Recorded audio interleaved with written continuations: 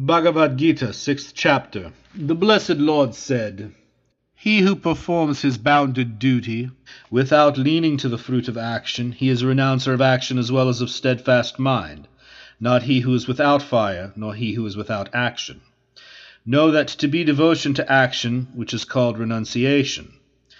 O Pandava, for none becomes a devotee to action without forsaking sankalpa. For the man of meditation, wishing to attain purification of heart leading to concentration, work is said to be the way. For him, when he has attained such concentration, inaction is said to be the way. Verily, when there is no attachment either to sense objects or to actions, having renounced all sankalpas, then is one said to have attained concentration. A man should uplift himself by his own self, so let him not weaken this self, for this self is the friend of oneself, and this self is the enemy of oneself. The self, the active part of our nature, is the friend of the self, for him who has conquered himself by this self. But to the unconquered self, this self is inimical, and behaves like an external foe.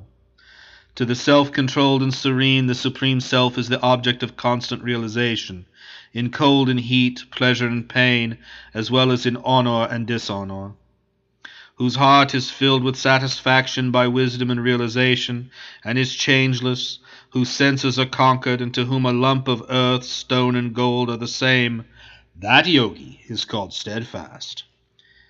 He attains excellence who looks with equal regard upon well-wishers, friends, foes, neutrals, arbiters, the hateful, the relatives, and upon the righteous and the unrighteous alike. The yogi should constantly practice concentration of the heart, retiring into solitude alone, with the mind and body subdued and free from hope and possession. Having in a cleanly spot established his seat firm, neither too high nor too low, made of a cloth, a skin, and kusha grass, arranged in consecution. There, seated on that seat, making the mind one-pointed and subduing the action of the imaging faculty and the senses, let him practice yoga for the purification of the heart. Let him firmly hold his body, head, and neck erect and still, with the eyeballs fixed as if gazing at the tip of his nose and not looking around. With the heart serene and fearless, firm in the vow of a brahmachari, with the mind controlled and ever thinking of me, let him sit in yoga, having me as his supreme goal.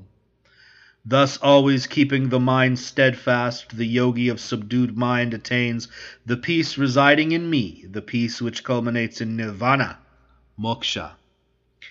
Success in yoga is not for him who eats too much or too little, nor, O Arjuna, for him who sleeps too much or too little.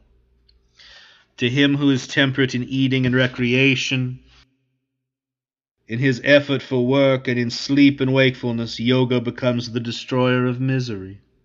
When the completely controlled mind rests serenely in the self alone, free from the longing after all desires, then is one called steadfast in the self.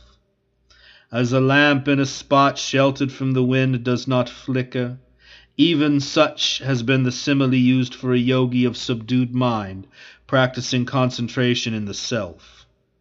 When the mind, absolutely restrained by the practice of concentration, attains quietude, when seeing the self by the self, one is satisfied in his own self, when he feels that infinite bliss which is perceived by the purified intellect and which transcends the senses, and established wherein he never departs from his real state, and having obtained which regards no other acquisition superior to that, and where established he is not moved even by heavy sorrow, let that be known as the state called by the name of yoga, a state of severance from the contact of pain.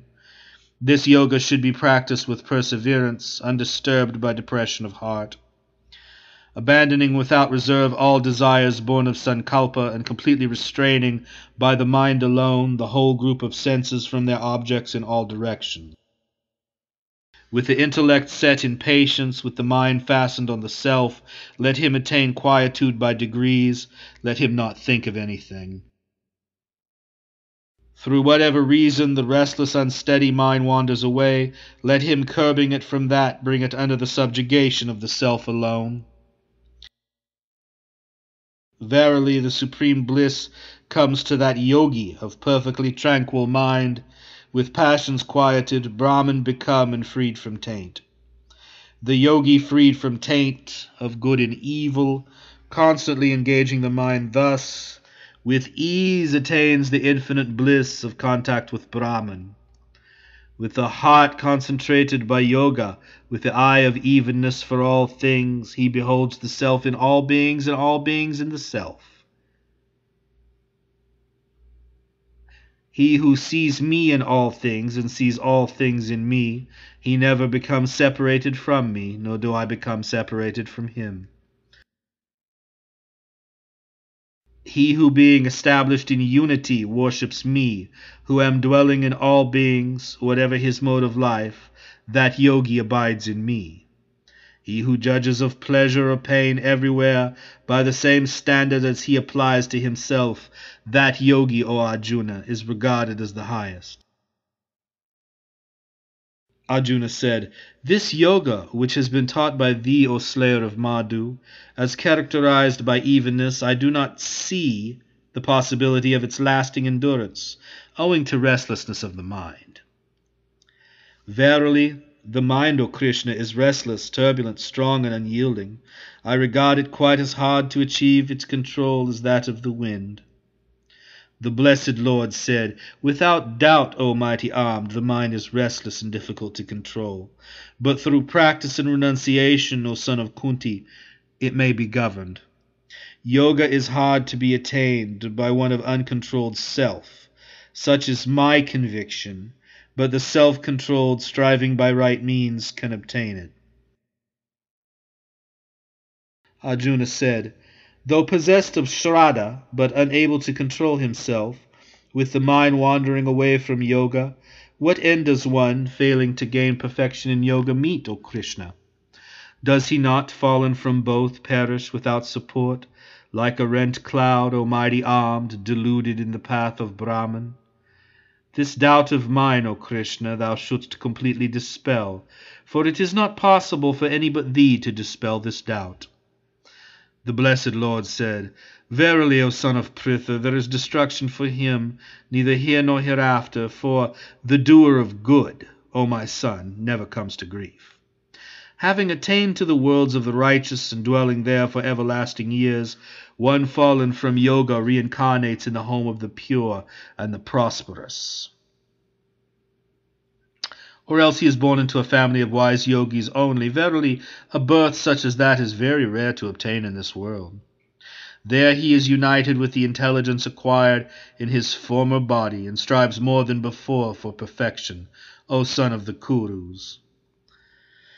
By that previous practice alone he is borne on in spite of himself. Even the inquirer after yoga rises superior to the performer of Vedic actions. The yogi, striving assiduously, purified of taint, gradually gaining perfection through many births, then reaches the highest goal. The yogi is regarded as superior to those who practice asceticism, also to those who have obtained wisdom through the Shastras.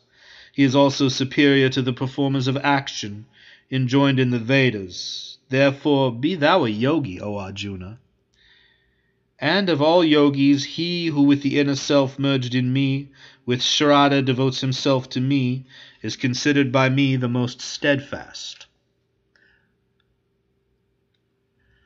The end of the 6th chapter, designated the way of meditation.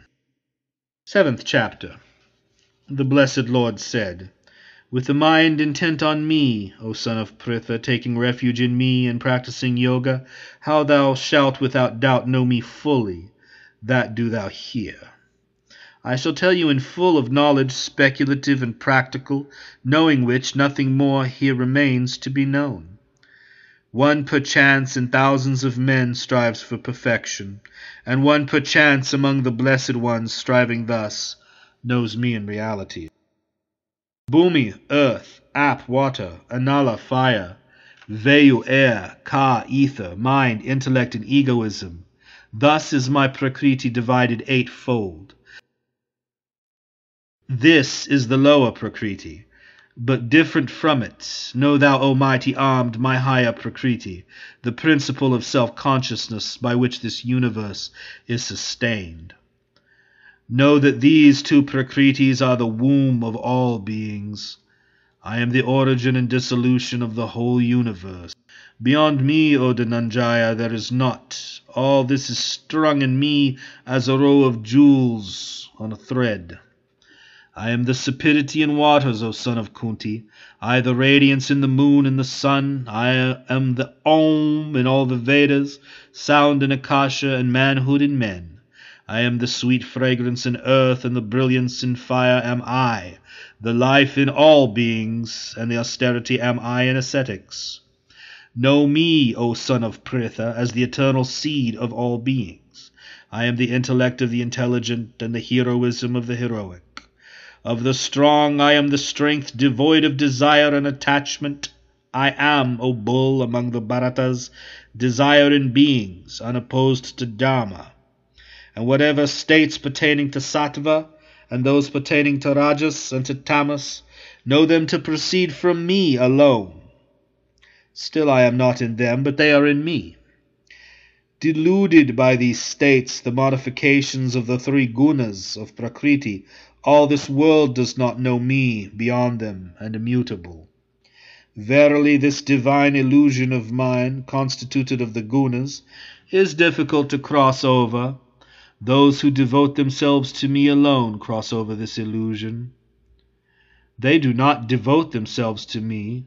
The evildoers, the deluded, the lowest of men, deprived of discrimination by Maya, and following the way of the Asuras.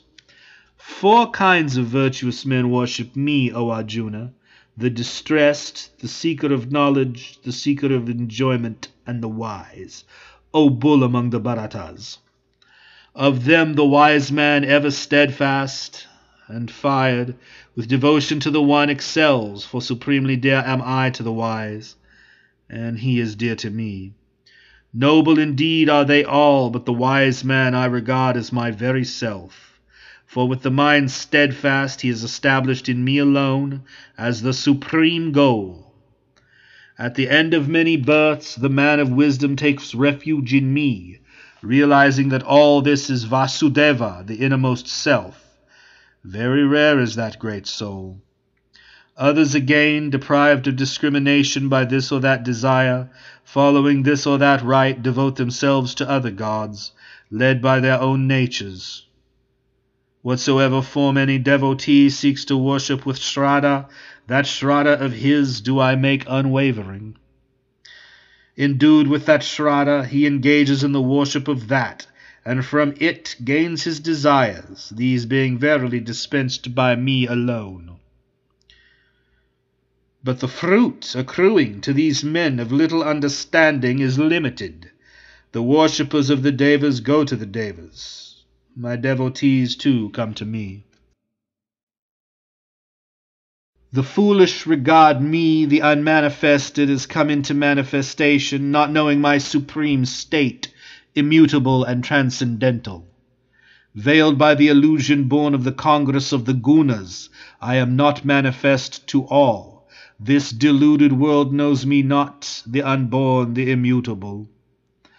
I know, O Arjuna, the beings of the whole past, and the present, and the future, but me none knoweth. By the delusion of the pairs of opposites arising from desire and aversion, O descendant of Bharata, all beings fall into delusion at birth, O scorcher of foes. Those men of virtuous deeds whose sin has come to an end, they, freed from the delusion of the pairs of opposites, worship me with firm resolve. Those who strive for freedom from old age and death, taking refuge in me, they know Brahman, the whole of Aryatma, and Karma in its entirety. Those who know me with the Adibhuta, the Adidaiva, and the Adiyajna continue to know me even at the time of death, steadfast in mind. The end of the 7th chapter designated the way of knowledge with realization.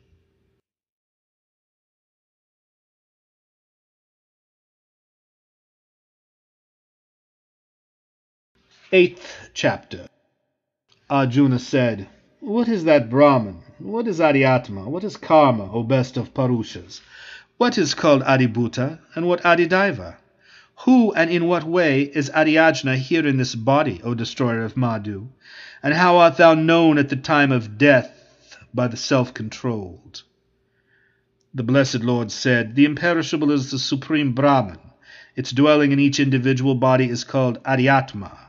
The offering and sacrifice which causes the genesis and support of beings is called Karma. The perishable adjunct is the Adibhuta, and the indweller is the Adidaivata. I alone am the Adhyajna here in this body, O best of the embodied. And he who at the time of death, meditating on me alone, goes forth, leaving the body, attains my being. There is no doubt about this. Remembering whatever object at the end he leaves the body, that alone is reached by him, O son of Kunti, because of his constant thought of that object. Therefore at all times constantly remember me and fight. With mind and intellect absorbed in me, thou shalt doubtless come to me. With the mind not moving towards anything else, made steadfast by the method of habitual meditation, and dwelling on the supreme resplendent Purusha, O son of Pritha, one goes to him. The omniscient, the ancient, the overruler, minuter than an atom, the sustainer of all, of form inconceivable, self-luminous like the sun, and beyond the darkness of Maya, he who meditates on him thus, at the time of death, full of devotion, with the mind unmoving, and also by the power of yoga, firing the whole prana betwixt the eyebrows, he goes to that supreme resplendent Purusha. What the knowers of the Vedas speak of as imperishable, what the self-controlled sannyasins freed from attachment enter, and to gain which goal they live the life of a brahmacharan, that I shall declare unto thee in brief. Controlling all the senses, confining the mind in the heart, drawing the prana into the head, occupied in the practice of concentration, uttering the one-syllabled Om, the Brahman, and meditating on me, he who so departs, leaving the body, attains the supreme goal. Reaching the highest perfection, and having attained me, the great-souled ones are no more subject to rebirth, which is the home of pain and ephemeral. All the worlds, O Arjuna, including the realm of Brahma, are subject to return, but after attaining me, O son of Kunti, there is no rebirth. They who know the true measure of day and night know the day of Brahma, which ends in 1,000 yugas, and the night which also ends in 1,000 yugas. At the approach of Brahma's day, all manifestations proceed from the unmanifested state. At the approach of night, they merge verily into that alone which is called the unmanifested. The very same multitude of beings that existed in the preceding day of Brahma, being born again and again, merge in spite of themselves, O son of Pritha, into the unmanifested at the approach of night, and remanifest at the approach of day. But beyond this unmanifested, there is that other unmanifested eternal existence, that which is not destroyed at the destruction of all beings. What has been called unmanifested and imperishable has been described as the goal supreme. That is my highest state, having attained which there is no return. And that supreme Purusha is attainable, O son of Pritha, by whole-souled devotion to him alone, in whom all beings dwell, and by whom all this is pervaded. Now I shall tell thee, O bull of the Bharatas, of the time, path, travelling in which the yogis return, and again of that taking which they do not return. Fire, flame, daytime, the bright fortnight, the 6 months of the northern passage of the sun. Taking this path, the knowers of Brahman go to Brahman. Smoke, night-time, the dark fortnight, the 6 months of the southern passage of the sun. Taking this path, the yogi, attaining the lunar light, returns. Truly are these bright and dark paths of the world considered eternal. One leads to non-return, but the other one returns. No yogi, O son of Pritha, is deluded after knowing these paths. Therefore, O Arjuna, be thou steadfast in yoga at all times. Whatever meritorious effect is declared in the scriptures to accrue from the study of the Vedas, the performance of yajnas, the practice of austerities and gifts, above all this rises the yogi, having known this, and attains to the primeval supreme abode. The end of the 8th chapter designated the way to the imperishable Brahman.